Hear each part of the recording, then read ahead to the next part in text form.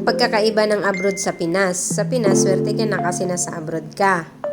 Sa abroad, swerte sila kasi sweldo ko napupunta sa kanila. Sa Pinas, lagi ka lang naalala kasi nakikita ka nila. Sa abroad, naalala ka naman nila lalo na kapag may kailangan sila. Sa Pinas, lagi kang nangangarap na sana bukas nasa abroad na ako. Sa abroad, lagi ka nang naginip na sana nasa Pinas ka na.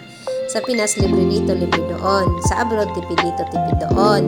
Sa Pinas, amo ka. Sa abroad, alipin ka. Sa Pinas, sarap kumain at matulog. Sa abroad, minsan kulang ka sa pagkain, kulang pa sa tulog. Sa Pinas, itlog, noodles at dilata kinakain pagipit ka na. Sa abroad, minsan kahit bago kang sweldo, yun pa rin ang ulam mo.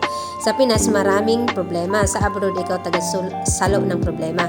Sa Pinas, super excited na makapag-abroad. Sa abroad, super excited na makauwi ng Pinas. Hindi natin maunawa ang totoong kahulugan ng salitang OFW abroad hanggat hindi tayo mismo ang nakaranas nito.